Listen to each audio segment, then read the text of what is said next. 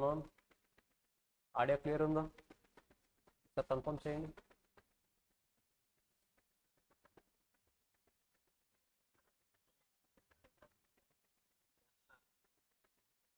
Okay,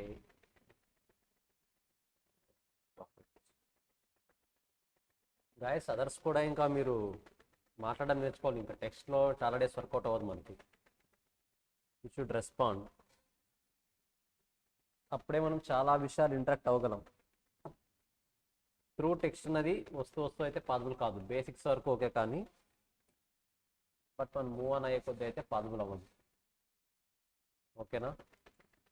so మీ స్పేస్ని కాస్త disturbance లేకుండా ఉండేటట్టు ఫామ్ చేసుకొని క్రియేట్ చేసుకొని, సో త్రూ ఆడియో ద్వారా రెస్పాండ్ అయ్యేలా ప్లాన్ చేసుకోండి. ఓకేనా?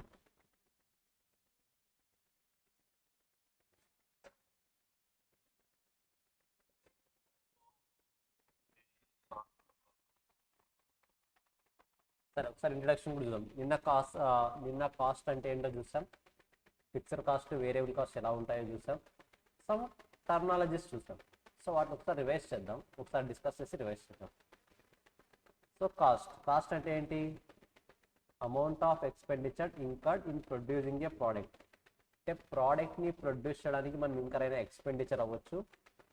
ప్రోడక్ట్ని ప్రొడ్యూస్ చేయడానికి మనం ఇంకరైనా ఎక్స్పెండిచర్ అవ్వచ్చు to produce a product, or it may be for providing a service also. సర్వీస్ని ప్రొవైడ్ చేయడానికి మనం ఇంకరైనా ఎక్స్పెండిచర్ అయినా కావచ్చు. సో కాస్ట్ అంటే ఏంటి? ప్రోడక్ట్ని ప్రొడ్యూస్ చేయడానికి మనం ఇంకరైనా ఎక్స్పెండిచర్ అయినా అవ్వచ్చు. ఒకవేళ సర్వీస్ అయితే ఆ సర్వీస్ని ప్రొవైడ్ చేయడానికి మనం ఇంకరైనా ఎక్స్పెండిచర్ అవ్వచ్చు. ఇది జస్ట్ కాస్ట్. మరి కాస్టింగ్ ఏం చెప్తుంది? Procedure of ascertaining the cost of product being manufactured or service being rendered. So ఏ కాస్ట్ ఇంకర్ అయ్యామో అని ఐడెంటిఫై చేసేది కాస్టింగ్. కాస్ట్ వేరు, కాస్టింగ్ వేరు. కాస్ట్ అంటే జస్ట్ ఎక్స్పెండిచర్ ఇంకా అయింది మాత్రమే. ఏ ప్రోడక్ట్ కోసం ఎంతెంత కాస్ట్ ఇంకర్ అయ్యాము అని ఐడెంటిఫై చేసేది కాస్టింగ్. మరి కాస్ట్ అకౌంటింగ్ అంటే ఏంటి?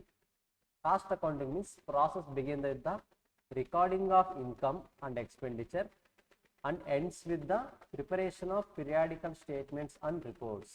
ఏంటిది? ఎప్పుడైతే మనము ఎక్స్పెండిచర్ ఇంకర్ అవుతామో ఏ పర్టికులర్ ప్రోడక్ట్, ఫర్ ఎగ్జాంపుల్ నేను ప్రొడ్యూస్ చేసిన ప్రోడక్ట్ ఏ అనుకుందాం. ప్రోడక్ట్ ఏని ప్రొడ్యూస్ చేయడానికి నేను ఎంత ఎక్స్పెండిచర్ ఇంకర్ అవుతున్నాను దీన్ని రికార్డ్ చేస్తుంది. యాజ్ వెల్ యాజ్ ఈ ప్రోడక్ట్ ఏని సేల్ చేసిన తర్వాత నేను రిటర్న్ తీసుకుంటా కదా, సేల్స్ రెవెన్యూ వస్తుంది కదా, ఆ సేల్స్ రెవెన్యూని కూడా రికార్డ్ చేస్తుంది. Recording of income as well as expenditure. So ఇక్కడ స్టార్ట్ అయిన ఈ ప్రాసెస్ అనేది ఎక్కడ ఎండ్ అవుతుంది? Preparation of periodical statements or reports. Simple చెప్పాలంటే balance sheet, cash flow statements అవ్వచ్చు, ఆర్ పర్టికులర్గా బడ్జెట్ రిపోర్ట్స్ అవ్వచ్చు. మన రిక్వైర్మెంట్ తగ్గట్టుగా ఏ రిపోర్ట్ కావాలి ఆ రిపోర్ట్ జనరేట్ చేసిన తర్వాత ఈ ప్రాసెస్ ఎండ్ అవుతుంది. So cost accounting begins with recording of income and expenditure and ends with the preparation of periodical statements or reports. సరే, ఎందుకు ఇదంతా? ఎందుకు? For controlling cost. అల్టిమేట్గా ఈ ప్రాసెస్ అన్ని ఎందుకు అంటే కాస్ట్ని కంట్రోల్ చేయడానికి. ప్లస్ ఆల్వేస్ గుర్తుపెట్టుకోండి, యాజ్ ఎ మేనేజ్మెంట్ పొజిషన్లో మీరు ఉన్నప్పుడు మనకు మెయిన్గా 2 టైప్స్ ఆఫ్ గోల్స్ ఉంటాయి. ఒకటి, మీరు ఓవరాల్ కంపెనీ రెవెన్యూ ఇంక్రీజ్ చేయడానికన్నా హెల్ప్ అవ్వాలి, ఆర్ కాస్ట్ రెడ్యూస్ చేయడానికన్నా హెల్ప్ అవ్వాలి. ఇది మోస్ట్ ఆఫ్ ది టైమ్స్ మన చేతిలో ఉండదు, బట్ ఇది మనం కంట్రోల్ చేయొచ్చు అనుకుంటే. సో ఈ యాక్టివిటీస్ అన్నీ కూడా ఎందుకు అంటే to controlling the cost. So only 2 goals ఉంటాయి. రెవెన్యూనైనా ఇంక్రీజ్ చేయాలి అల్టిమేట్గా, ఆర్ కాస్ట్నైనా రెడ్యూస్ చేయాలి. ఏది బెనిఫిట్, ఏది చేసినా కూడా 2 యాక్టివిటీస్తో ఏది చేసినా కూడా కంపెనీకి బెనిఫిట్ అవుతుంది. సో డెఫినెట్గా మనకు రెవెన్యూని ఇంక్రీజ్ చేయాలా వద్దా అన్నది చాలా కేసెస్ మనం హ్యాండిల్ చేయలేము, దాన్ని మనం కంట్రోల్ చేయలేము. బట్ కాస్ట్ని మాత్రం కంట్రోల్ చేయొచ్చు చాలా వరకు. మనం ఎలా కంట్రోల్ చేయాలని నేర్పే టాపిక్ సెక్షన్ సి అంతా మనకు ఉంది. సెక్షన్ సిలో కాస్ట్ని ఎలా కంట్రోల్ చేయాలి, సెల్లింగ్ ప్రైస్ని ఎలా ఇంక్రీజ్ చేయాలి, ఈ టాపిక్సే ఉంటాయి సెక్షన్ సి మొత్తం. సో అక్కడ నేర్చుకుంటాం. నెక్స్ట్ బేసిక్స్ కంప్లీట్ అవ్వగానే నేర్చుకుంటాం. హార్డ్లీ కాస్టింగ్ బేసిక్స్ ఒక 3-4 days పడుతుంది. ఇప్పటి నుంచి మేబీ ఇంకో 5-6 hours దాకా పడుతుంది కాస్టింగ్ బేసిక్స్. దాని తర్వాత మనం మెయిన్గా సెక్షన్ సి స్టార్ట్ చేసేయచ్చు ఇంకా. ఓకేనా? జస్ట్ ఒకసారి డెఫినేషన్ చదవండి, జస్ట్ 1 time చదివేసేయండి. జస్ట్ ఇవి మన పర్పస్ కోసం, అంటే మనం అర్థం చేసుకోవడం కోసం. ఎగ్జామ్లో ఇవేమి ఉండవు, బట్ మనకు తెలియాలి కదా, మనం స్క్రాచ్ నుంచి వెళ్ళాలి ఎప్పుడైనా సరే.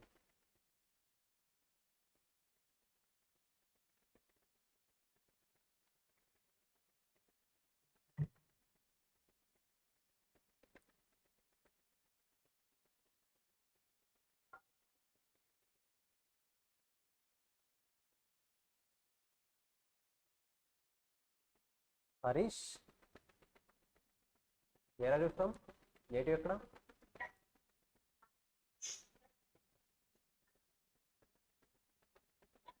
హరీష్ టెక్స్ట్ ఏంటి? మీ సైడ్ వాయిస్ క్లారిటీ రావట్లేదు, డిస్టర్బెన్స్ వస్తుంది. అజయ్, వినయ్ ఎక్కడ నేటివ్?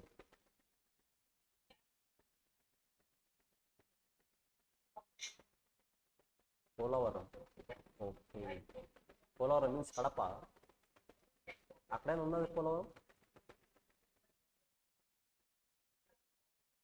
అజయ్ అండ్ వినయ్ ఎక్కడ? Ajay Guntur. Okay, what about Vinay?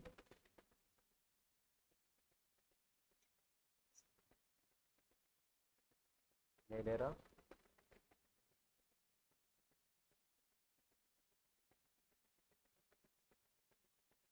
Vinay ఉన్నావా?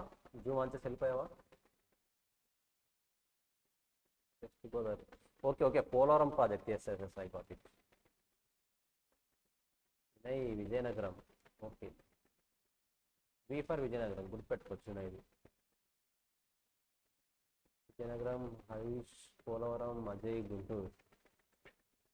ఓకే, కనుక్కుందాం, అందరిది కనుక్కుందాం. కాసేపు కాన్సెప్ట్, దాని తర్వాత మీ డీటెయిల్స్.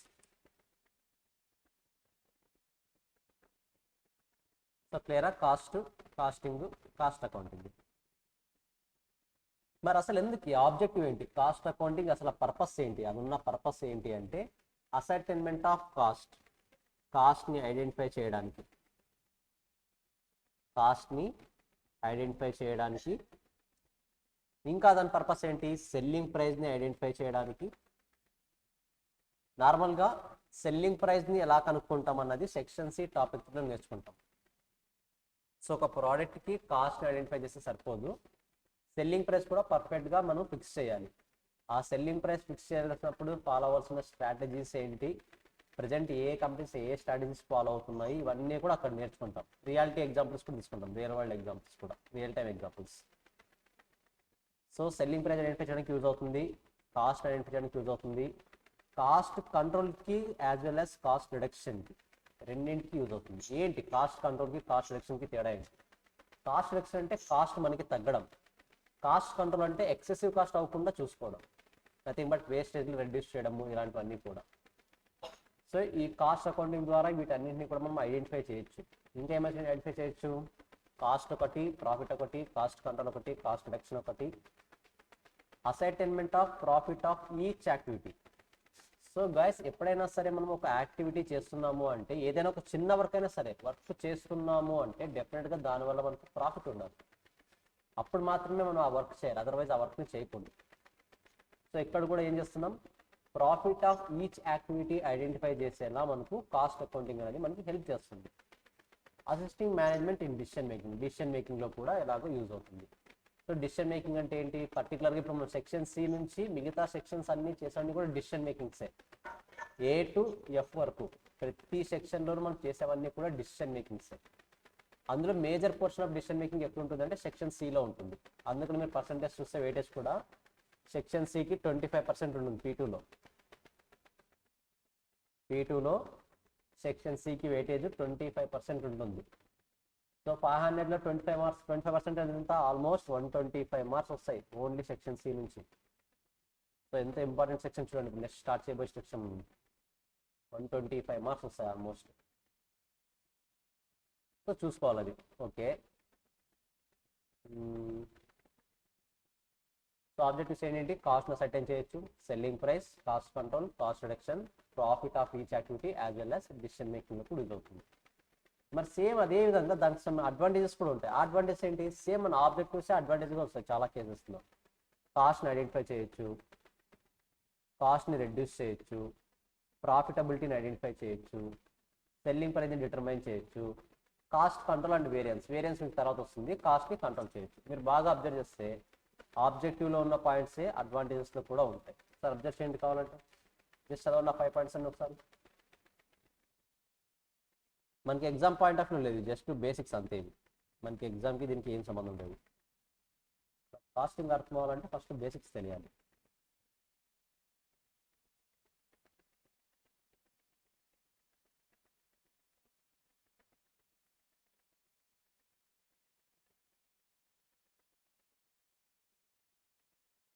ఎవరున్నారు? అజయ్ గుంటూరు, వినయ్ విజయ్ ఇది విజయనగరం.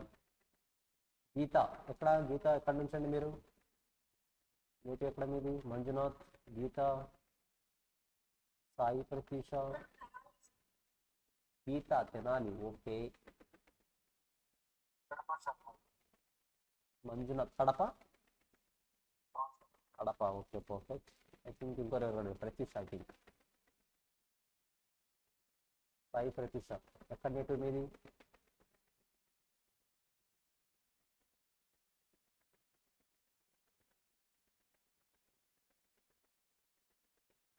శ్రీకాకుళం. Yes, near Visakhapatnam.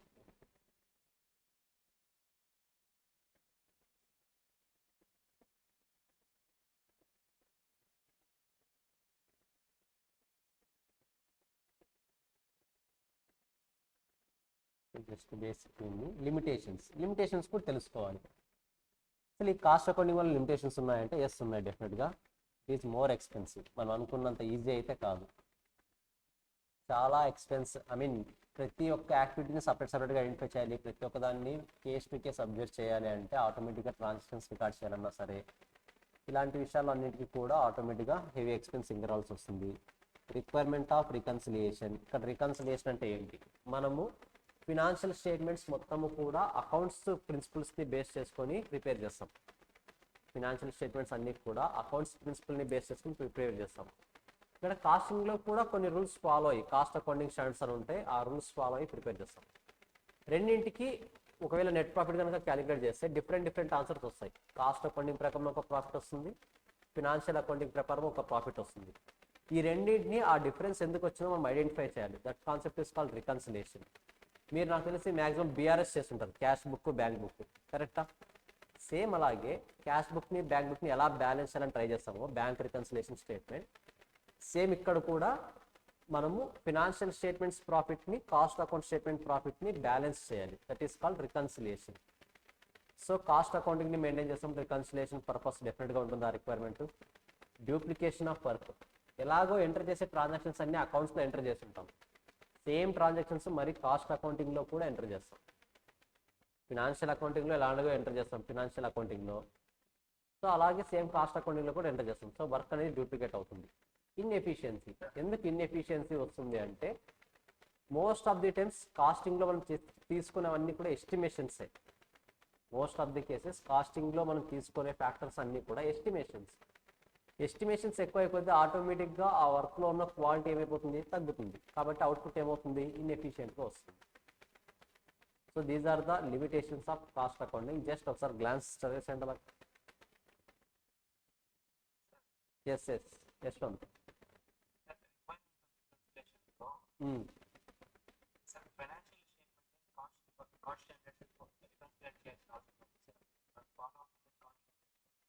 నార్మల్గా మనము డిసిషన్ మేకింగ్ తీసుకుంటాం కదా, డిసిషన్ మేకింగ్ తీసుకుంటున్నప్పుడు మనం డెఫినెట్గా ఫినాన్షియల్ అకౌంట్స్ని బేస్గా తీసుకోవాలా, కాస్ట్ అకౌంటింగ్ని బేస్గా తీసుకోవాలన్న పాయింట్ వస్తుంది. ఒకవేళ కాస్ట్ అకౌంటింగ్ని బేస్గా తీసుకున్నాం అనుకోండి, రియాలిటీలో అందరూ యాక్సెప్ట్ చేసేది ఏంటి? Financial accounting. Cost accounting prepare చేసే purpose only for internal purpose, regarding only management purpose కోసము, డిసిషన్ మేకింగ్ పర్పస్ కోసం మాత్రమే కాస్ట్ అకౌంట్స్ ప్రిపేర్ చేస్తాం. మనం కాస్ట్ అకౌంట్స్ ఎక్కడో కూడా బయట పబ్లిష్ చేయం. సో మనం కాస్ట్ అకౌంట్స్ క్యాలిక్యులేట్ చేసినప్పుడు ఒక ప్రాఫిట్ వచ్చి ఉంటుంది, బట్ పబ్లిక్ ఏం తెలుస్తుంది? కాస్ట్ అకౌంటింగ్ ఫిగర్ తెలుస్తుందా, ఫినాన్షియల్ అకౌంటింగ్ ఫిగర్ తెలుస్తుందా పబ్లిక్కి? ఫినాన్షియల్ అకౌంటింగ్లో ఉన్న ఫిగర్ తెలుస్తుంది వాళ్ళకి. సో కొంతమంది క్వశ్చన్ చేయొచ్చు మేబీ, ఒకవేళ కాస్ట్ అకౌంటింగ్లో మనకి ప్రాఫిట్స్ ఎక్కువ ఉన్నాయని చూపిస్తుంది, ఫినాన్షియల్ అకౌంటింగ్లో ప్రాఫిట్ తక్కువ ఉన్నాయని చూపిస్తుంది. ఫినాన్షియల్ అకౌంటింగ్లో ప్రాఫిట్ తక్కువ ఉన్నా సరే వెంచర్ని ఎక్స్పెన్షన్ చేయడం అవసరమా అని మేబీ యూజర్స్ క్వశ్చన్ చేయొచ్చు. ఛాన్స్ ఉందా లేదా? బట్ అది రియాలిటీనా? బికాజ్ అక్కడ అక్రూయల్ కాన్సెప్ట్ ఫాలో అవుతాం, ఇక్కడ క్యాష్ కాన్సెప్ట్ ఫాలో అవుతాం. చాలా డిసిషన్ మేకింగ్లో అది అవసరం అవుతుంది. రికన్సిలేషన్ అన్నది చాలా కేసెస్లో అవసరం అవుతుంది. సో సింపుల్గా చెప్పాలంటే రెండు స్టేట్మెంట్స్ బ్యాలెన్స్డ్గా ఉండేలా చూసుకోవాలి. ఎందుకంటే ఒకవేళ ఏమైనా ట్రాన్సాక్షన్స్ మిస్ అయినా కూడా మనం ఈజీగా ఐడెంటిఫై చేయగలం కదా అక్కడ. సో అలాంటి ఇష్యూస్ రాకుండా ఉండాలి అంటే better to reconcile both the statements. But don't worry, మనకి మన యూఎస్ఎంఎస్ సిలబస్లో రికన్సిలేషన్ లేదు. యాక్చువల్గా రికన్సిలేషన్ చాలామంది కష్టపడతారు, చాలా కన్ఫ్యూజ్ అవుతారు. మనకైతే సిలబస్ లేదు అది. సో కాస్ట్ నిన్న చూసాము, fixed cost, variable cost. Guys ఇప్పుడు ఫిక్స్డ్ కాస్ట్ని కూడా టూ పార్ట్స్గా డివైడ్ చేస్తున్నా. ఫస్ట్ చూడండి, fixed cost remains constant in total. మనం నిన్న కాస్ట్ బిహేవియర్ చూసాం కదా. Fixed cost in total always constant ఉంటుంది. Fixed cost per unit change అవుతుంది. ఎలా చేంజ్ అవుతుంది? Direct proportion, inverse proportion. Fixed cost per unit change అవుతుంది. ఎలా చేంజ్ అవుతుంది? Direct proportion, inverse proportion. Inverse proportion. Variable cost in total change అవుతుంది. ఏ proportion? Direct proportion. Variable cost per unit అల్టిమేట్గా కాన్స్టెంట్గా ఉంటుంది. So regardless of change in activity. Guys change in activity అంటే nothing but ఇక్కడ number of units. Regardless of number of units within the relevant range. Guys మీరు బాగా observe చేస్తే నిన్న ఒక టర్మినాలజీ నేను స్కిప్ చేస్తుంటా, with in the relevant range అనేది. రిలవెంట్ రేంజ్ అనే టర్మినాలజీ తర్వాత ఇంట్రడ్యూస్ చేస్తానని చెప్పాను. మీరు కాస్ట్ బిహేవియర్లో మనం ఇప్పుడు 4 పాయింట్స్ నేర్చుకున్నాం, కరెక్టా? టోటల్ ఏమవుతుంది, పర్ యూనిట్ ఏమవుతుంది, టోటల్ ఏమవుతుంది, పర్ యూనిట్ ఏమవుతుంది, వేరియబుల్ కాస్ట్, ఫిక్స్డ్ కాస్ట్. ఇవన్నీ కూడా వ్యాలిడ్ ఎప్పుడు? సిచ్యువేషన్ అనేది విత్ ఇన్ ద రిలవెంట్ రేంజ్లో ఉన్నంత వరకే వ్యాలిడ్ అవన్నీ కూడా. సో వన్స్ ఆ రిలవెంట్ రేంజ్ని క్రాస్ అయిందా, ఆటోమేటిక్గా మనం చెప్పిన పాయింట్స్ అన్నవి మేబీ డిఫరెంట్గా ఉండొచ్చు. కాన్స్టెంట్ ఉన్నవి చేంజ్ అవ్వచ్చు, చేంజ్ ఉన్నవి కాన్స్టెంట్ అవ్వచ్చు. సో చేంజ్ అవ్వచ్చు. ఆ రిలవెంట్ రేంజ్ ఏంటనేది నేను ఇంట్రడ్యూస్ చేస్తాను. ఇప్పుడు వస్తుంది నెక్స్ట్ టాపిక్, అదే మనము డిస్కస్ చేద్దాం. But as of now just గుర్తుపెట్టుకోండి, within the relevant range వరకు మాత్రమే ఫిక్స్డ్ కాస్ట్ ఇన్ టోటల్ ఉన్నది కాన్స్టెంట్గా ఉంటుంది. ఫిక్స్డ్ కాస్ట్ ఇన్ టోటల్ కాదు, ఏవైనా సరే with in the relevant range వరకు మాత్రమే మనం చెప్పుకున్న 4 కండిషన్స్ కూడా వ్యాలిడ్గా ఉంటాయి. వన్స్ రిలవెంట్ రేంజ్ క్రాస్ అయితే అవి కూడా చేంజ్ అయ్యే ఛాన్స్ ఉంటుంది. సో ఫిక్స్డ్ కాస్ట్లో టైప్స్ ఉన్నాయి. Committed cost, discretionary cost. ఏంటి కమిటెడ్ కాస్ట్ అంటే ఏంటి, డిస్క్రిషనరీ కాస్ట్ అంటే ఏంటి? ఫర్ ఎగ్జాంపుల్ నేను ఒక ఆఫీస్ని రెంట్కి తీసుకున్నా, పర్ మంత్ 1 lakh అలాగా. సో పర్ మంత్ 1 lakh రెంట్కి తీసుకున్నాను అంటే డెఫినెట్గా నేను నెక్స్ట్ మంత్ ఏమైనా దాన్ని చేంజ్ చేయగలను. ఆఫీస్ రెంట్ని నేను చేంజ్ చేయగలనా? 1 lakh పే చేయాలా? Guys I need to respond. Only text నమ్ముకోవద్దు, నిజం చెప్తున్నా. టెక్స్ట్లో సర్వే అవ్వలేము, చాలా కాన్సెప్ట్స్ మిస్ అవుతారు. ఓన్లీ టెక్స్ట్లో మాత్రమే రెస్పాండ్ ఇస్తాను అంటే. సో నేను మ్యాక్సిమం మీకు కాస్టింగ్ బేసిస్ కంప్లీట్ అయ్యేలోపు మీరు ఎక్కడి నుంచి అయితే క్లాస్ ఉంటున్నారో అక్కడ ప్రాపర్ ఎన్విరాన్మెంట్ సెట్ చేసుకుని వాయిస్ అంటే త్రూ ఆడియో రెస్పాండ్ అయ్యేలాగా ప్లాన్ చేసుకోండి. అదర్వైజ్ ట్రస్ట్ మీ చాలా కాన్సెప్ట్స్ మిస్ అవుతారు. మీరు పార్టిసిపేట్ చేస్తేనే, ఇన్వాల్వ్ అయితేనే దీని యొక్క పవర్ తెలుస్తుంది. నేను అందుకే చెప్తున్నా, ఎక్స్ప్లోజర్ అనే పాయింట్కి మీనింగ్ తెలియాలి అంటే చెప్పాను కదా, చాలా ఎక్స్ప్లోజర్ వస్తాయి కంటెంట్స్లో. ఇన్వాల్వ్ అయితే వస్తాయి. ఇన్వాల్వ్ అవ్వకుండా ఎవరో ఒకరు రెస్పాండ్ అవుతారు, నేను వింటూనే ఉంటానంటే ట్రస్ట్ మీ 1 weekలో క్లాసెస్ అనేవి బోర్ కొడతాయి మీకు. ఎవరు చెప్పినా అలాగే ఉంటుంది క్లాసెస్. ఎప్పుడైనా సరే రెస్పాండ్, 2-way ఇంటరాక్షన్ ఉంటేనే బాగుంటుంది. So try to respond as ఏమంటారు అది, మీరు ఎంత ఎక్కువగా రెస్పాండ్ అయితే అంత ఎక్కువగా మీరు ఆటోమేటిక్గా మీ బ్రెయిన్ అనేది కాన్సెప్ట్ మీద ఎక్కువ టార్గెట్ చేస్తుంటుంది. మీరు క్లాస్ వింటున్నప్పుడు చాలామంది డైవర్ట్ అవుతుంటారు. మీరు అబ్జర్వ్ చేస్తే, మీరు క్లాస్ ఇప్పుడు వింటుంటారు, మీ థాట్స్ ఎక్కడో వేరే ఆలోచిస్తుంటాయి. ఎందుకు ఆలోచిస్తుంటాయంటే ఒకసారి ఆ ఇష్యూ ఉన్న వాళ్ళు రెస్పాండ్ అయ్యి చూడండి, ఆటోమేటిక్గా మైండ్ మొత్తం మనకు డైవర్ట్ అవ్వకుండా ఇక్కడే ఉంటుంది. ఒకసారి ట్రై చేసి చూడండి అది, ఓకేనా? సో కాస్టింగ్ బేసిస్ కంప్లీట్ అయ్యేలోపు అందరూ కూడా త్రూ ఆడియో రెస్పాండ్ అయ్యేలా ప్లాన్ చేసుకోండి. అందరూ అన్మ్యూట్ చేయాలి, అందరూ మాట్లాడాలి, ఓకేనా? సో నాకు తెలుసు స్టార్టింగ్లో కాస్త ఇన్కన్వీనియన్స్ ఫీలింగ్ ఉంటుంది. I know that. మీ ప్రీవియస్ బ్యాచెస్ కూడా చాలా ఆన్లైన్ క్లాసెస్ జరిగాయి. హార్డ్లీ 1 week అంతే. Yes, no issue. ఎస్, కొంతమంది ఇష్యూస్ ఉంటే నేను యాక్సెప్ట్ చేస్తాను.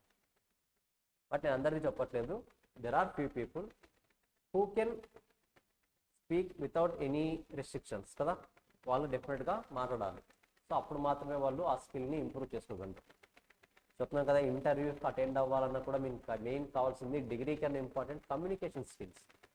నువ్వు అనుకున్న పాయింట్ని వాళ్ళకి చెప్పగలుగుతున్నావా లేదా, నువ్వు అనుకున్న పాయింట్ని అక్కడ రీప్రొడ్యూస్ చేయగలుగుతున్నావా లేదా. మనం తెలిసిన పర్సన్తోనే చెప్పాలనుకున్న పాయింట్ చెప్పకపోతే ఇంకా కొత్త పర్సన్స్ ఎలా చెప్తాం, అది కూడా ఇంటర్వ్యూలో. సో అందుకనే చెప్పా, ఎప్పుడైనా సరే మన ప్రొఫెషనల్ కోర్సెస్ అన్నవి ఎక్స్ట్రోవర్ట్స్కి సూటబుల్ అవుతాయి, ఇంట్రోవర్ట్స్గా ఉంటే సూటబుల్ అవ్వవు. మేబీ మహా అంటే ఎగ్జామ్ పాస్ అవుతారేమో అంతే. దానికి తగ్గట్టుగా సూటబుల్ జాబ్స్ అయితే ప్రొఫెషనల్ కోర్స్ ప్లస్ ఇంట్రోవర్ట్స్కి పాసిబుల్ కాదు. You should be like extrovert, ఇంట్రోవర్ట్గా ఉండకూడదు. That is the main point in professional courses. Okay, సరే. కమిటెడ్ కాస్ట్ అంటే ఏమి, కమిటెడ్ ఫిక్స్డ్ కాస్ట్ అంటే ఏంటి, డిస్క్రిషనరీ ఫిక్స్డ్ కాస్ట్ అంటే ఏంటి?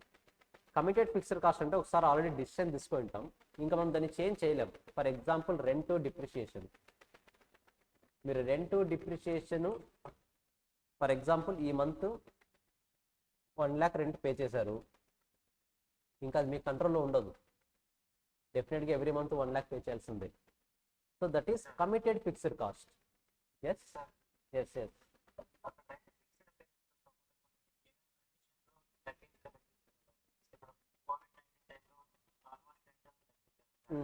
Yes yes perfect question. Guys యాక్చువల్గా మనము ఈ కాన్సెప్టే కాదు, ఏ కాన్సెప్ట్ చదివినా సరే అవన్నీ కూడా జనరల్ సర్కమ్స్టెన్సెస్ మాత్రమే కన్సిడరేషన్లోకి తీసుకోవాలి. ఎక్సెప్షనల్ సర్కమ్స్టెన్సెస్ కన్సిడరేషన్లోకి తీసుకోకూడదు.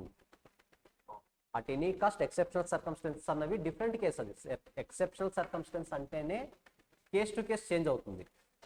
మనం ఇక్కడ డిస్కస్ చేసుకునే ప్రతి కాన్సెప్ట్ కూడా జనరల్ సర్కమ్స్టెన్సెస్. ఓకేనా, ఏ సబ్జెక్ట్ అయినా అంతే. అది ఐ థింక్ మీ క్వశ్చన్కి ఆన్సర్ దొరికింది అనుకుంటా. ఐ థింక్ ఎవరు రెస్పాండ్ అయింది ఇందాక?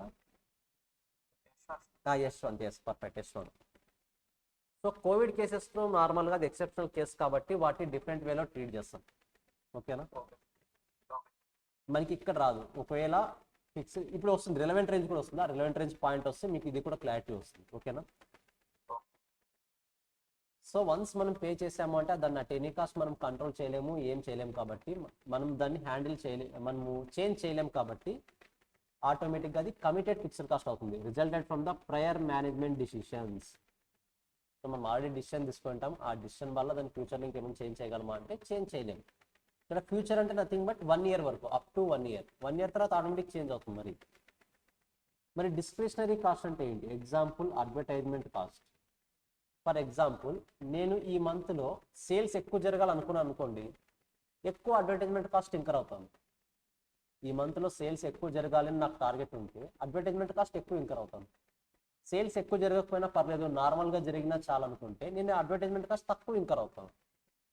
సో అడ్వర్టైజ్మెంట్ కాస్ట్ ఎక్కువ ఇంకర్ అవ్వాలా తక్కువ ఇంకర్ అవ్వాలా అన్నది నా మీద డిపెండ్ అవుతుంది. So I can control it, I can manage it, I can handle it. So వాటిని డిస్క్రిషనరీ కాస్ట్ ఉంటారు, or managed cost, or budgeted cost. So managed budgeted అనే వర్డ్స్ ఇక్కడ యూజ్ చేయరు, కానీ డిస్క్రిషనరీ కాస్ట్ యూజ్ చేస్తారు. వేటినైతే నేను control చేయగలను, నా ఇష్టం. అక్కడ అడ్వర్టైజ్మెంట్ కాస్ట్ 1 రూపీ ఇంకర్ అవ్వాలా, 1 lakh rupees ఇంకర్ అవ్వాలని నా మీద డిపెండ్ అవుతుంది. 1 రూపీ ఇంకర్ అయితే దానికి సంబంధించిన సేల్స్ మాత్రమే నాకు జనరేట్ అవుతాయి. 1 lakh ఇంకర్ అయితే దానికి ప్రపోర్షనేట్గా సేల్స్ అన్న నాకు జనరేట్ అవుతాయి. సో నేను కంట్రోల్ చేసుకోగలను. That is called discretionary cost. Same అలాగే salaries to admin staff. For example నాకు వర్క్ ఎక్కువ ఉంది అన్నప్పుడు నేను శాలరీస్ని మేనేజ్ చేయగలను అనుకుంటే ఇంకొక కొత్త పర్సన్ని హైర్ చేస్తాను. లేదు నేను శాలరీస్ని మేనేజ్ చేయలేను అనుకుంటే ఆ పర్సన్ని కూడా హైర్ చేయను. అంటే అడ్మినిస్ట్రేషన్ డిపార్ట్మెంట్ అవ్వచ్చు, ఏ డిపార్ట్మెంట్ అని అవ్వచ్చు, శాలరీస్ ఎంత పే చేయాలి అనేది నేను కంట్రోల్ చేసుకోగలను. నా దగ్గర అమౌంట్ ఉందంటే ఎక్కువ మందిని హైర్ చేస్తాను, ఎక్కువ వర్క్ చేయించుకుంటాను. నా దగ్గర అమౌంట్ లేదు అంటే తక్కువ మందిని హైర్ చేయించుకుంటాను, వర్క్ కూడా తక్కువ చేయించుకుంటాను. Nothing but I can control that. So fixed cost 2 types ఓవరాల్గా, committed cost, discretionary cost. Committed cost అంటే మనం ఏం చేయలేం, దాన్ని డెఫినెట్గా ఫిక్స్డ్ అమౌంట్స్లో పే చేయాల్సిందే. సో డిస్క్రిషనరీ కాస్ట్ అంటే నేను కంట్రోల్ చేయగలను, వాటిని నేను పర్ఫెక్ట్గా కంట్రోల్ చేయగలను. ఇయర్ టు ఇయర్ అవ్వచ్చు, డే టు డే అవ్వచ్చు, మంత్ టు మంత్ అవ్వచ్చు, నాకు కంట్రోల్ చేయగలిగే పాసిబిలిటీ ఉంటుంది. వాటిని డిస్క్రిషనరీ కాస్ట్లు అంటాం. సో ఓవరాల్గా నేను డివైడ్ చేసిన ఓన్లీ ఫిక్స్డ్ కాస్ట్ని మాత్రమే. కాస్ట్ని fixed cost, variable cost divide చేశాను. మరి ఫిక్స్డ్ కాస్ట్ని 2 typesగా డివైడ్ చేశాను, committed cost, discretionary cost. Just ఒకసారి చదివేసేయండి ఇది. గైస్ మెటీరియల్ అందరికి వచ్చింది కదా? ఐ థింక్ నిన్న ఎవరు రాలేదన్నారు కదా, అడిగారా సార్కి? నిన్న ఎవరు? ఐ థింక్ వినయ్య మెటీరియల్ రీచ్ కాలేదన్నారు కదా, basic material. I think Vinay correct అన్న నిన్న అడిగింది.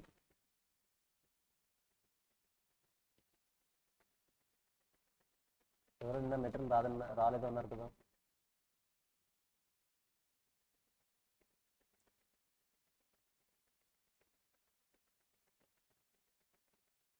గీతా తెనాలి, ఓకే. రామాంజనేయులు ఎక్కడి నుంచి మీరు? రామాంజనేయులు, సాయినాథ్,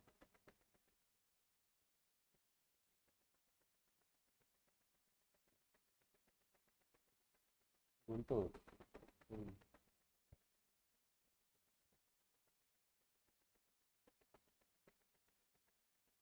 వెంకట్ మీరు ఎక్కడ నుండి? వెంకట్ నేటివ్ ఎక్కడ?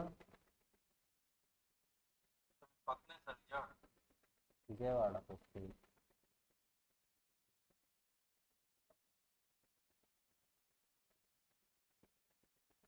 సో గైస్, మనం నిన్న డిస్కస్ చేసాం కదా ఫిక్స్డ్ కాస్ట్, వేరియబుల్ కాస్ట్ అని. దానికి సంబంధించి జస్ట్ ఈ చార్ట్ అన్నది, టేబుల్ అని జస్ట్ ఒక ఎగ్జాంపుల్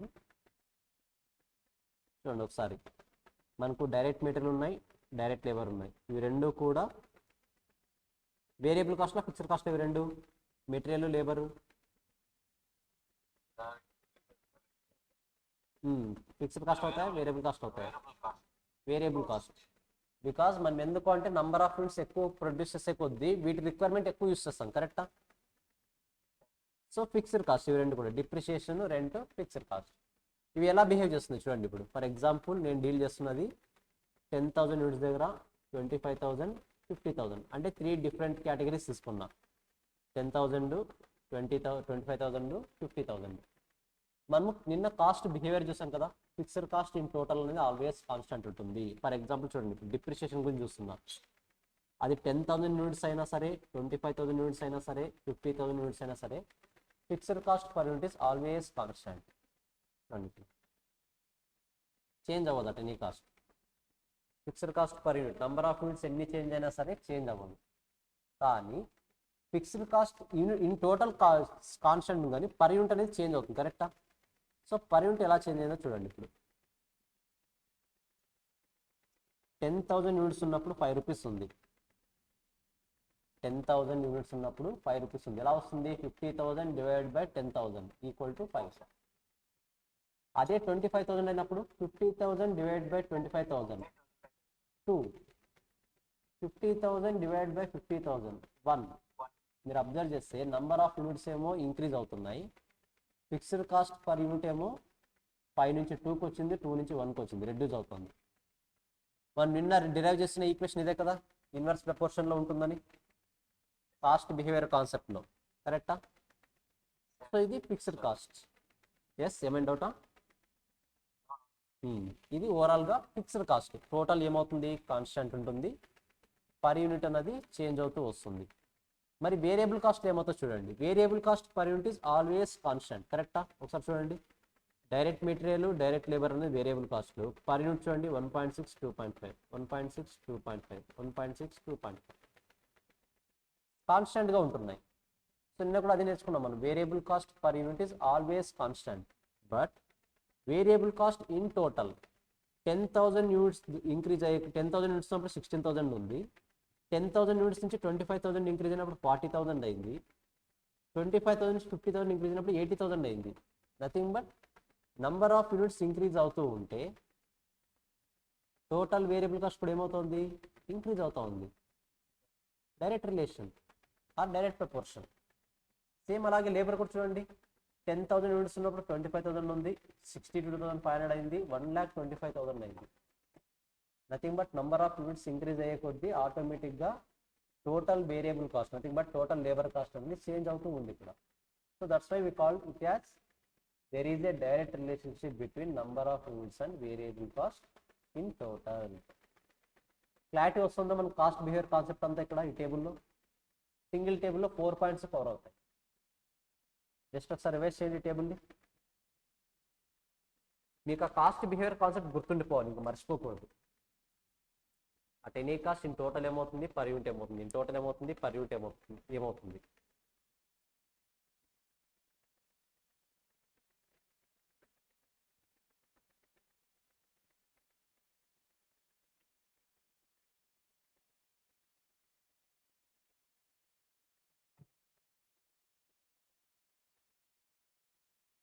నెక్స్ట్ 6 months జస్ట్ మీరు సరెండర్ అయితే చాలు, మీకు CMA సర్టిఫికేషన్ మీ చేతిలో ఉంటుంది.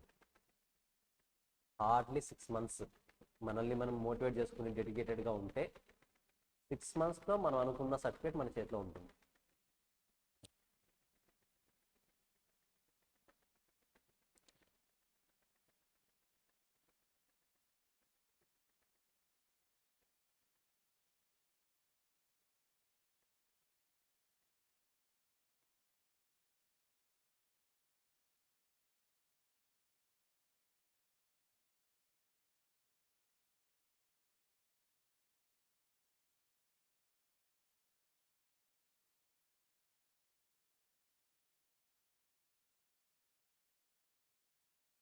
ఏమైనా డౌట్స్ ఉన్నాయి టేబుల్లో? మన కాస్ట్ బిహేవియర్తో కంపేర్ చేసుకోండి. ఏమైనా డౌట్స్ ఉంటే అడగండి ఒకసారి.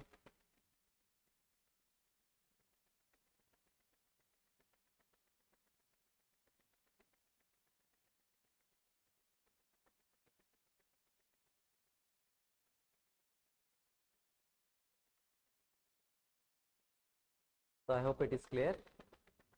సో ఫిక్స్డ్ కాస్ట్ని చూస్తాం. ఇప్పుడు వేరియబుల్ కాస్ట్ చూద్దాం. మనకు తెలిసింది ఆల్రెడీ. వేరియబుల్ కాస్ట్ అంటే ఏంటి?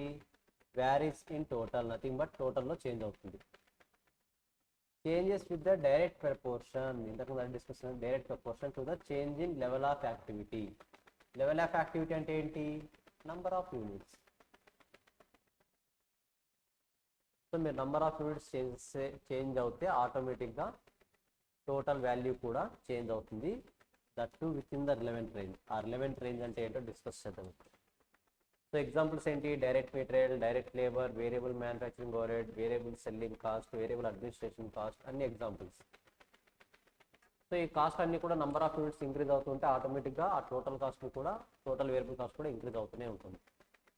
జస్ట్ ఎగ్జాంపుల్స్ ఒకసారి చదివేసేయండి.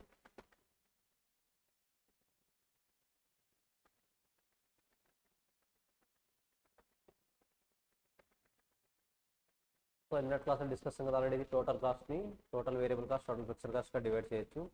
కాస్ట్ డ్రైవర్ అంటే anything which effect the total cost. Total కాస్ట్ని ఎఫెక్ట్ చేసే ఏ ఫ్యాక్టర్ అయినా సరే దాన్ని కాస్ట్ డ్రైవర్ అని అంటాం. నేను ఎగ్జాంపుల్ ఆల్రెడీ చూసాం, నంబర్ ఆఫ్ కిలోమీటర్స్ మన ఎగ్జాంపుల్లో. అలా కాకుండా number of units, number of kgs of రా మెటీరియల్స్, అలా ఏమైనా అవ్వచ్చు. కాస్ట్ ఆబ్జెక్ట్ అంటే మనం ఏ పర్పస్ కోసం కాస్ట్ అనేది ఇంకర్ అవుతున్నాము, ఆ పర్పస్ని ఇక్కడ కాస్ట్ ఆబ్జెక్ట్ అంటాం. సింపుల్ చెప్పాలంటే ఎండ్ డెస్టినేషన్. ఏ పర్పస్ కోసం అయితే కాస్ట్ ఇంకర్ అవుతున్నామో ఆ కాస్ట్ని, ఆ ఏ పర్పస్ కోసం అయితే కాస్ట్ ఇంకర్ అవుతున్నామో ఆ పర్పస్ ఏదైతే ఉందో ఆ పర్పస్ని కాస్ట్ ఆబ్జెక్ట్ అంటాం. ఎగ్జాంపుల్ పర్టికులర్ ప్రోడక్ట్ ఎక్స్ కోసం ఇంకర్ ఉండొచ్చు, లేదా పర్టికులర్ కస్టమర్ కోసం ఇంకర్ అయి ఉండొచ్చు, ఆ పర్టికులర్ జాబ్ని కంప్లీట్ చేయడం కోసం కాస్ట్ ఇంకర్ అయి ఉండొచ్చు. సో ఏ పర్పస్ కోసం ఇంకర్ అవుతామో దాన్ని అక్కడ కాస్ట్ ఆబ్జెక్ట్ అంటాం. Relevant range, this is the main point. మీరు బాగా అబ్జర్వ్ చేస్తే చాలాసార్లు వస్తుంది with in the relevant range, with in the relevant range అని. ఏంటిది మీనింగ్ చూద్దాం. What is the relevant range?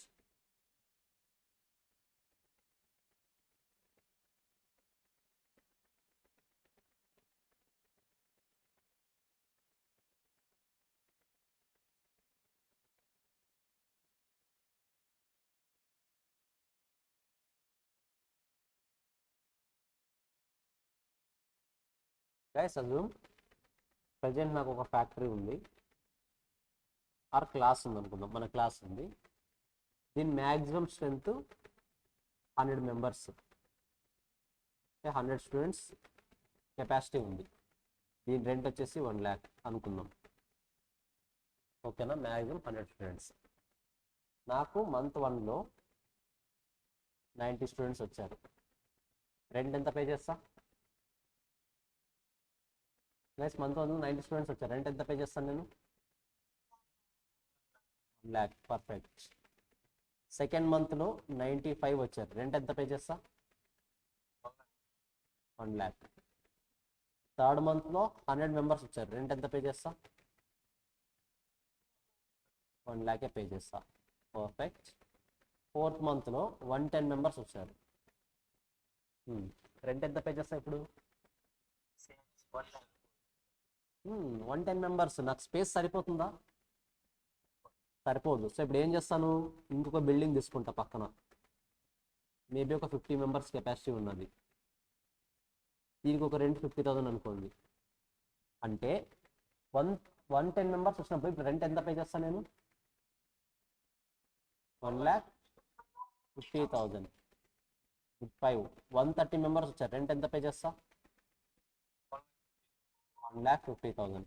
Last one 6 150 members వచ్చారు, రెంట్ ఎంత పే చేస్తా? 1,50,000. గైస్ మీరు ఇందాక ఏం చెప్తారు? Fixed cost in total always కాన్స్టెంటే కదా. బట్ ఇక్కడ చూడండి ఏమవుతుంది,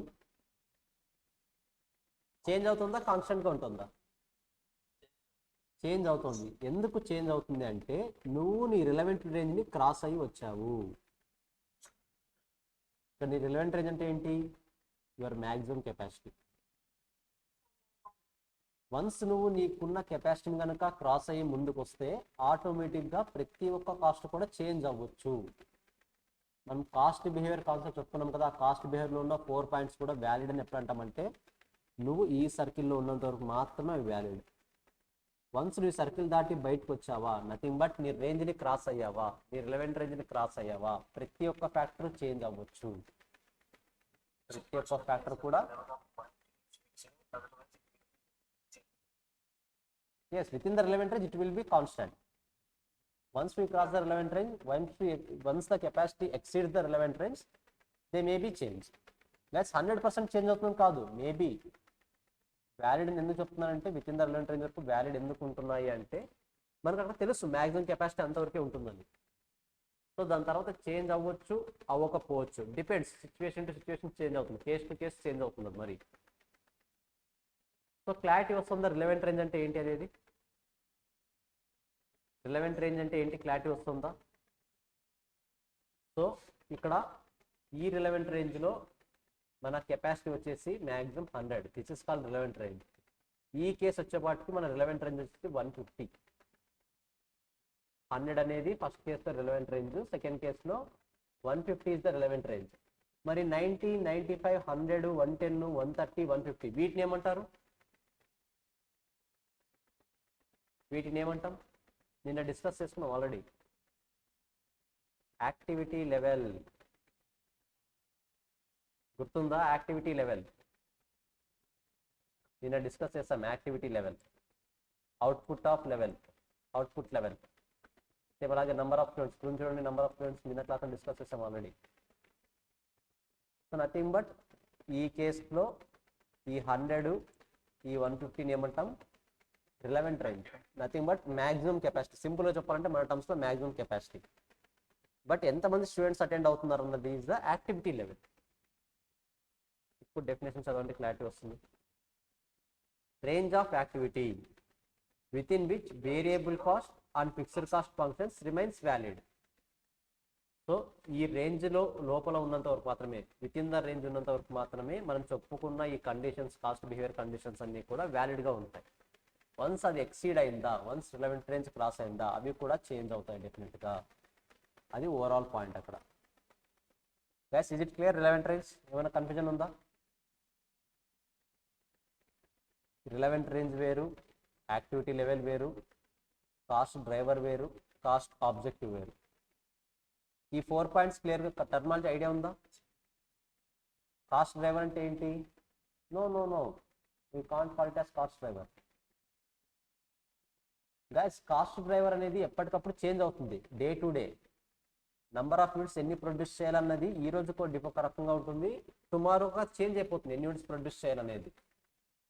బట్ ఇక్కడ ఏంటి, relevant range, activity relevant range as well as activity level అన్నవి మనకి ఎప్పటికప్పుడు చేంజ్ అవ్వవు. కాస్ట్ డ్రైవర్ అనేది డైలీ చేంజ్ అవుతుంది మనకి. రిలవెంట్ రేంజ్ ఎప్పటికి చేంజ్ అవ్వదు, ఎప్పుడో రేర్ కేసెస్ చేంజ్ అవ్వడం రిలవెంట్ రేంజ్ అనేది. మనం రిలవెంట్ రేంజ్ని క్రాస్ ప్రొడక్షన్ చేయడం అనేది చాలా రేర్ కేసెస్. సో యాక్టివిటీని కాస్ట్ డ్రైవర్ అనొచ్చా? నో, అనకూడదు. Both are different. ఓకేనా? కాస్ట్ డ్రైవర్స్ అనేవి నంబర్ ఆఫ్ ఉంటాయి, కాస్ట్ డ్రైవర్స్ అనేవి నంబర్ ఆఫ్ ఉంటాయి. బట్ యాక్టివిటీ అంటే ఇక్కడ ఒకటే కదా, ఓన్లీ అవుట్పుట్ మాత్రమే యాక్టివిటీ. ఫర్ ఎగ్జాంపుల్ నేను ప్రోడక్ట్ ఎక్స్ని ప్రొడ్యూస్ చేయాలి అంటే, ఫర్ ఎగ్జాంపుల్ 100 యూనిట్స్ ప్రొడ్యూస్ చేశాను. ఈ 100 యూనిట్స్ని యాక్టివిటీ అంటాం.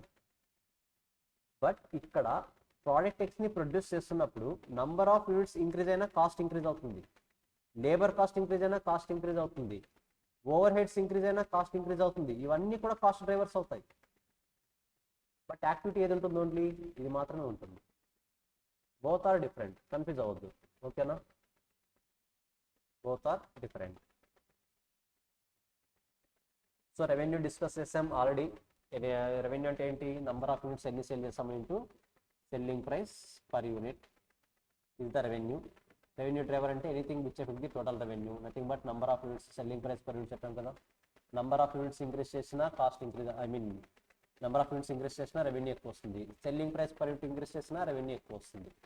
అంటే రెవెన్యూ, టోటల్ రెవెన్యూని చేంజ్ చేస్తున్న ఏ ఫ్యాక్టర్స్ అయినా అవ్వచ్చు, రెవెన్యూ డ్రైవర్ అని అంటాం.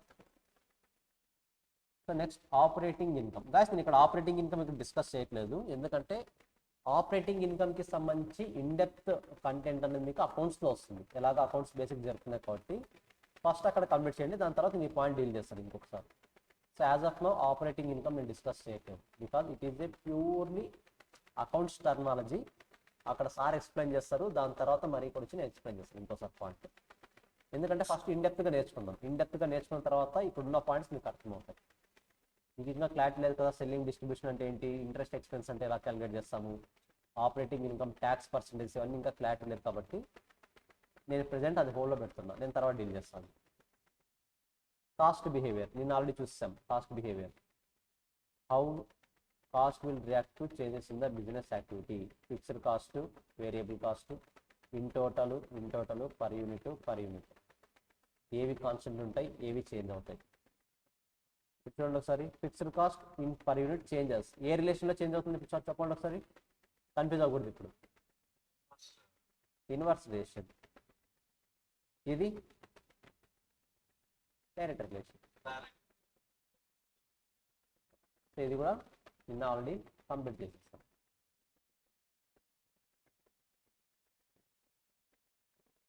సో జస్ట్ మన కాస్ట్ వేరియబుల్ కాస్ట్కి ఫిక్స్డ్ కాస్ట్కి సంబంధించిన గ్రాఫ్స్ మీరు అబ్జర్వ్ చేస్తే variable cost per unit always కాన్స్టాంట్గా ఉంటుంది, కాబట్టి మీకు లైన్ కూడా ప్యారల్గా కనిపిస్తుంది, ప్యారల్ టు ఎక్స్ యాక్సిస్.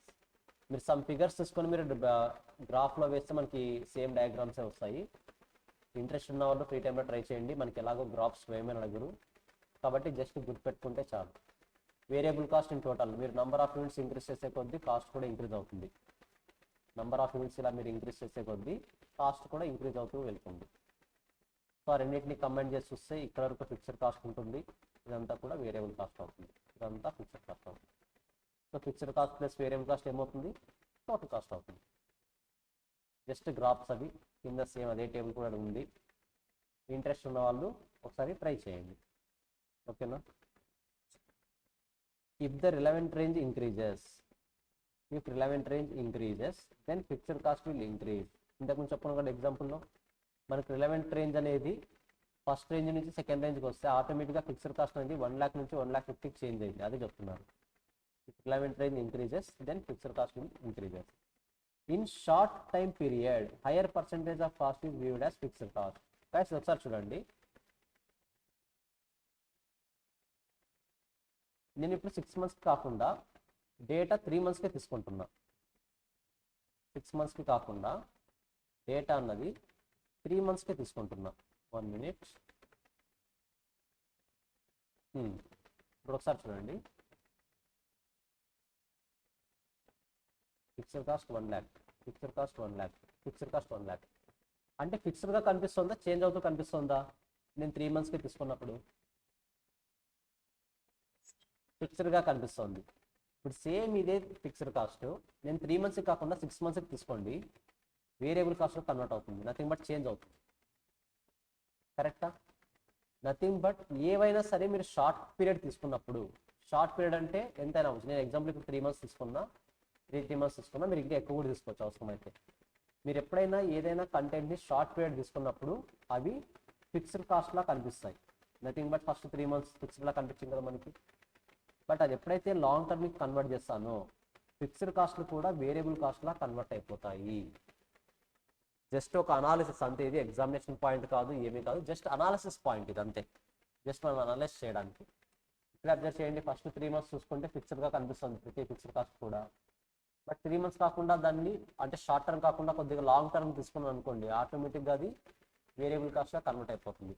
అంతెందుకు, ఫర్ ఎగ్జాంపుల్ చాలామంది రెంట్కి తీసుకుంటారు కదా, షాప్స్ కానీ అలా అవ్వచ్చు. ఫర్ ఎగ్జాంపుల్ నేను 2020లో రెంట్కి తీసుకున్నాను అనుకుందాం ఫర్ 20,000. ఒక షోరూమ్ని రెంట్కి తీసుకున్నాను 20,000. 2021లో కూడా 20,000 పర్ మంత్, ఇది 20,000 పర్ మంత్. 2021లో రెంట్ 20,000 ఉంటుందా, లెస్ దాన్ 20,000 అవుతుందా, గ్రేటర్ దాన్ 20,000 అవుతుందా?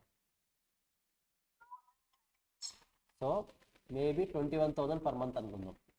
2022లో చూడండి 22 పర్ మంత్ అవుతుంది, అంటే డెఫినెట్గా ఇంక్రీజ్ అవుతుంది. సో ఇక్కడ అనాలిసిస్ ఏంటి, మీరు ఓన్లీ 2021 డేటా ఒక్కటే తీసుకుంటే ఎవ్రీ మంత్ రెంట్ అనేది ఫిక్స్డ్గా కనిపిస్తుంది. 2020 nothing but short term data. మీరు 2020 డేటా తీసుకుంటే ఎవ్రీ మంత్ రెంట్ అనేది ఫిక్స్డ్గా కనిపిస్తుంది. అదే ఒకవేళ 2020 యాజ్ వెల్ యాజ్ 2021 తీసుకుంటే ఫిక్స్డ్ కాస్ట్ కూడా చేంజ్ అవుతుంది ఇక్కడ నెక్స్ట్ మంత్కి. అంటే ఫస్ట్ 12 మంత్స్ 20,000 ఉంటుంది, నెక్స్ట్ 12 మంత్స్ 21,000 అవుతుంది.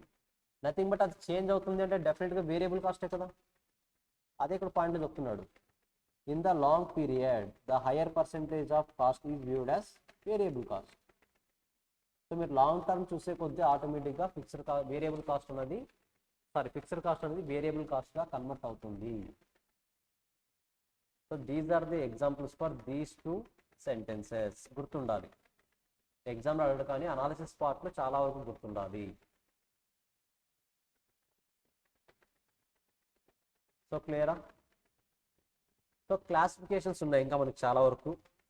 క్లాసిఫికేషన్స్ తర్వాత వాటికి సంబంధించిన ఏవి డెఫినేషన్స్ ఉన్నాయి, ఆ క్లాసిఫికేషన్స్కి సంబంధించిన డెఫినేషన్స్ కూడా.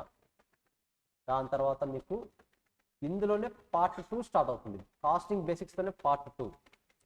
ఏంటి పార్ట్ 1కి పార్ట్ 2కి డిఫరెన్స్ ఏంటి? పార్ట్ 1లో మీరు మెయిన్గా నేర్చుకునేది నార్మల్గా కాస్టింగ్ అంటే ఏంటి, అందులో ఎన్ని టైప్స్ ఉంటాయి, వేరియబుల్ కాస్ట్, ఫిక్స్డ్ కాస్ట్, ఇంతవరకే మీకు తెలుస్తుంది. బట్ పార్ట్ 2 కాస్ట్ అడ్వాన్స్డ్గా వెళ్తుంది. ఇందులో ప్రోడక్ట్ కాస్ట్ అంటే ఏమవుతుంది, పీరియడ్ కాస్ట్ అంటే ఏమవుతుంది, డైరెక్ట్ కాస్ట్ అంటే ఏమవుతుంది, ఇండైరెక్ట్ కాస్ట్ అంటే ఎలా ఉంటుంది, ఏ సిచ్యువేషన్స్కి ఎలా డిసిషన్ మేకింగ్ తీసుకోవాలి, కాస్ట్ షీట్ ఎలా ఫామ్ చేయాలి, ఇవన్నీ కూడా పార్ట్ 2లో వస్తాయి. పార్ట్ 1లో నార్మల్ బేసిక్సే ఉంటుంది. పార్ట్ 2లో క్లాసిఫికేషన్స్ వస్తాయి. ఉన్నాయి చూడండి, expired cost, unexpired cost, product cost, period cost, direct cost, indirect cost, controllable cost, uncontrollable cost, relevant cost, irrelevant cost, manufacturing cost, administration cost, selling and distribution cost. ఈ కాస్ట్లు అన్నీ కూడా నేర్చుకుంటాం part 2లో. Part 1లో నేర్చుకున్నది ఏంటి, ఓన్లీ ఫిక్స్డ్ కాస్ట్, వేరియబుల్ కాస్టే, రెండే cost నేర్చుకున్నాం. Only fixed cost అంటే ఏది, వేరియబుల్ కాస్ట్ అంటే ఏది. బట్ పార్ట్ 2లో అలా కాదు, ఈ క్లాసిఫికేషన్స్ అన్నీ నేర్చుకుంటాం మనం. ఓకేనా? సో ఇక్కడతో ఈ కాన్సెప్ట్ ఎక్స్ప్లెనేషన్ స్టాప్ చేస్తున్నాం, ఎందుకంటే ఒకే రోజు అన్నీ నేర్చుకోవడం కూడా కరెక్ట్ కాదు, అనవసరంగా మైండ్స్ డిస్టర్బ్ అవుతాయి. సో వీటి మీద ఎక్కువ కాన్సన్ట్రేషన్ చేస్తాండి. టుమారో క్లాస్లో ఈ క్లాసిఫికేషన్స్ ఒకసారి డిస్కస్ చేసుకొని ఆ డెఫినేషన్స్ కూడా చూసేద్దాం. ఓకేనా?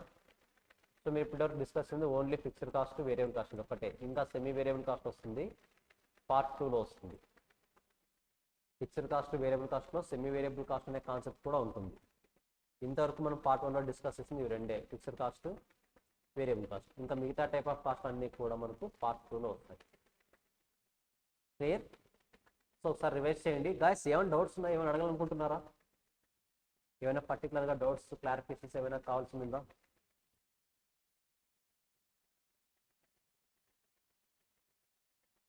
డౌట్స్ ఉంటే క్లారిఫై చేసుకోండి. ఇప్పుడు సబ్జెక్ట్ డౌట్స్ అవ్వచ్చు, ఆర్ కోర్స్ రిలేటెడ్ డౌట్స్ అవ్వచ్చు. డౌట్ అలాగే ఉంచుకుంటే మీ మైండ్లో ఉండిపోతుంది. Yes yes okay.